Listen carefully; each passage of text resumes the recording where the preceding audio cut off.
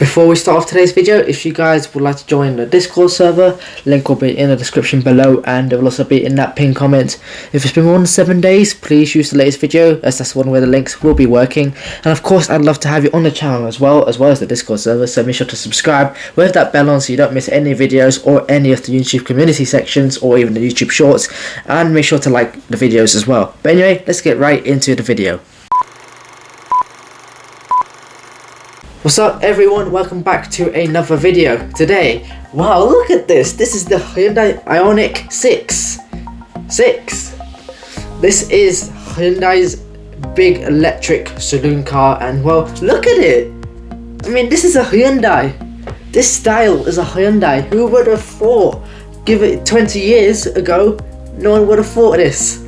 But look at them now. But anyway, this is the crazy looking electric saloon car or sedan, but if you make it yellow, you instantly have a banana car. Banana, Stuart? Banana. Which is perfect for the minions, they can drive around in this. But anyway, that's really all I can say, so let's get right into the review of the Hyundai Ioniq.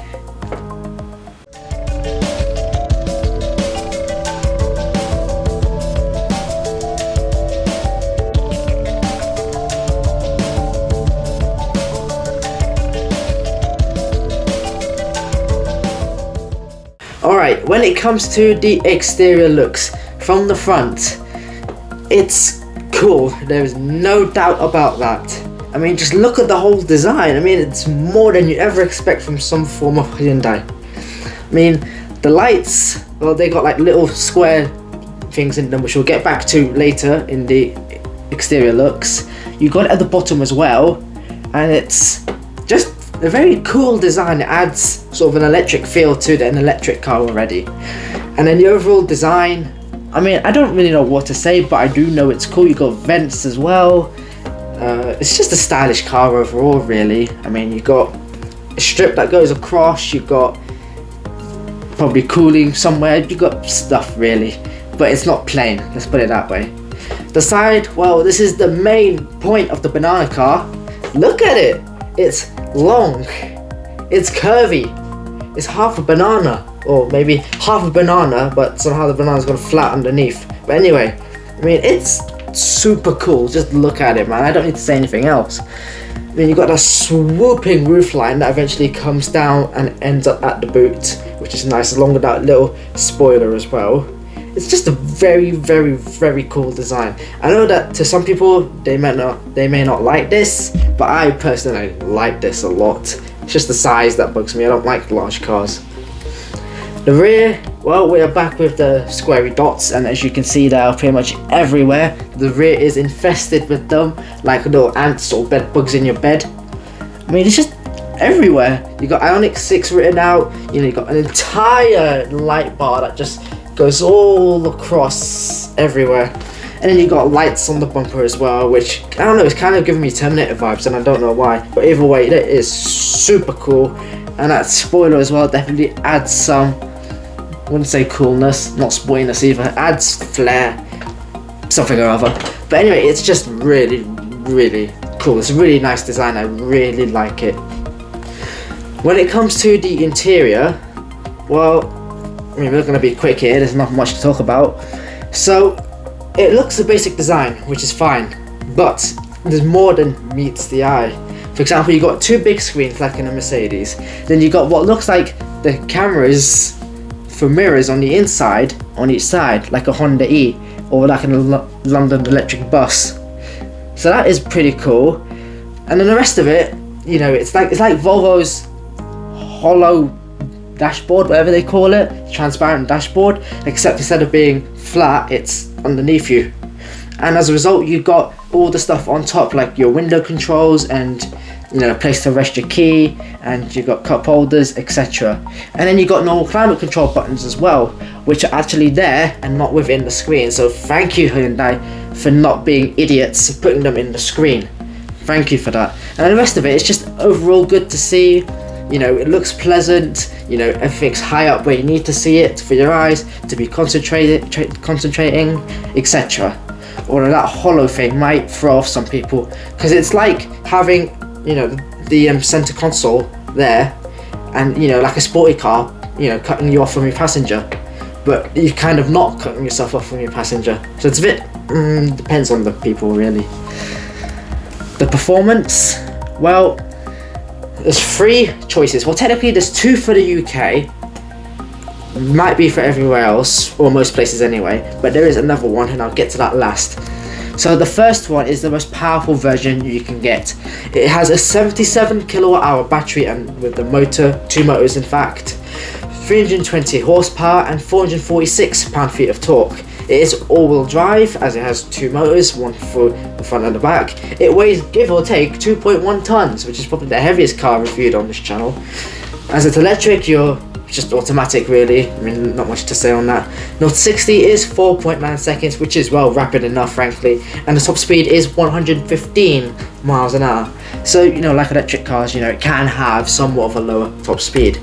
Then there's the rear-wheel drive option of that same battery size. So again, the same battery size, but it has only a motor on the back this time, and it has 224 horsepower and 258 pound-feet of torque. Rear-wheel drive, like I said, and give or take nearly 2 tons, but a bit less heavy because obviously there's no front motors to deal with. Again, automatic as usual.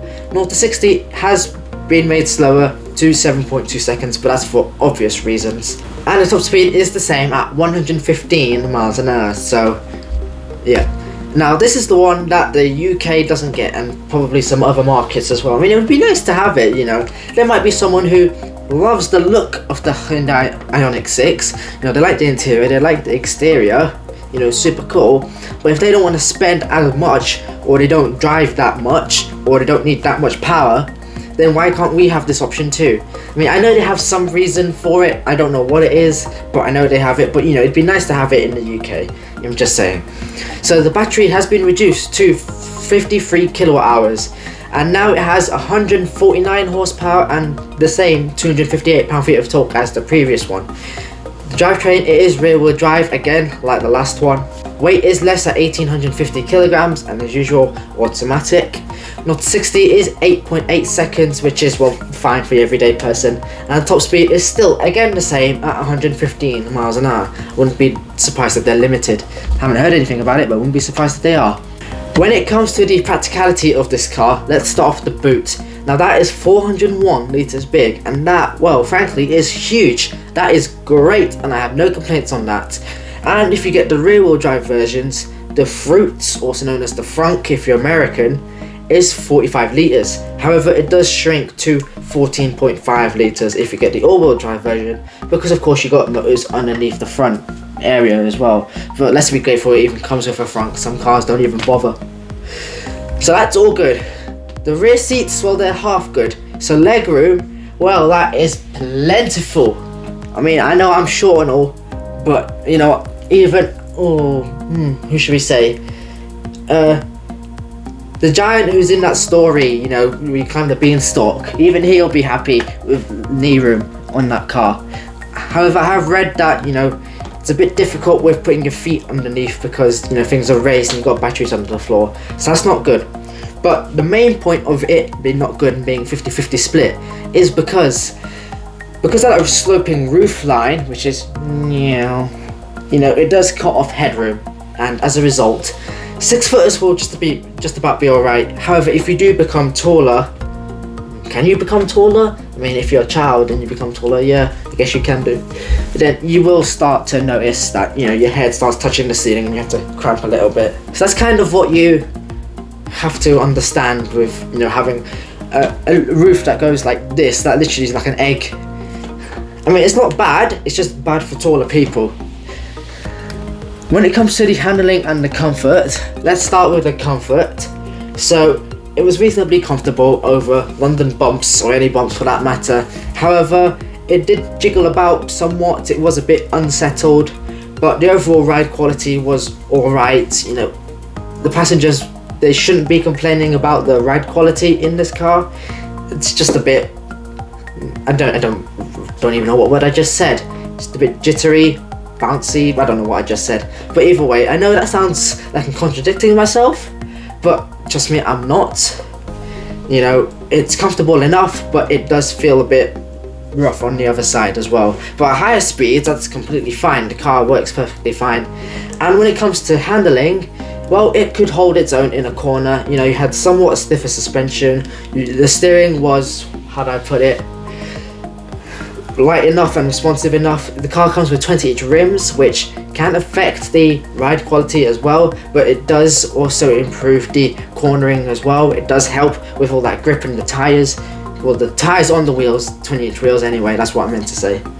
And they all help it through the corners. But if you do get the all-wheel drive version, then it does start to become a bit, not understeery, but, you know, not as elegant as the rear-wheel drive version. But you know what? It can do both just about fine. They just both have their little niggles within them. Is there anything else worth noting? Well, again, as usual, not that I can think of. I mean, I know it's based on a similar platform, or on the same platform, in fact, as the Ioniq 5. Which, speaking of which, if you want me to review the Ioniq or the Ioniq 5, let me know in the comments. And speaking of the comments, which is not yet actually, and I'm such an idiot for that, so we'll get onto that later. Anyway, verdict.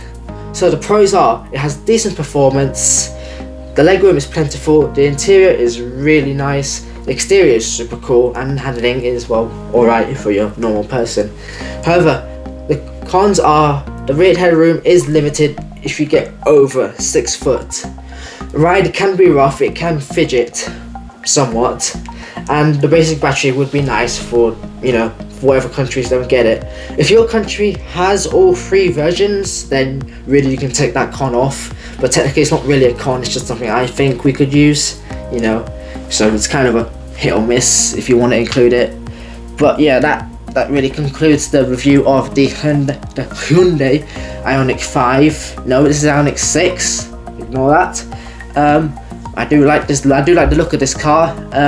If electric cars were the only choice on this planet, you know, certainly a contender. But anyway, speaking of the comments properly, this time without making a mistake, if you want me to review the other Ioniq cars, let me know in the comments. But if you want me to review another car of your choice, also let me know in the comments below. And if you join the Discord, you can also let me know there, as there is a section just for that. And yeah, I'll see you guys in next week's video. Yeah. Peace. What should I say? Ioniq.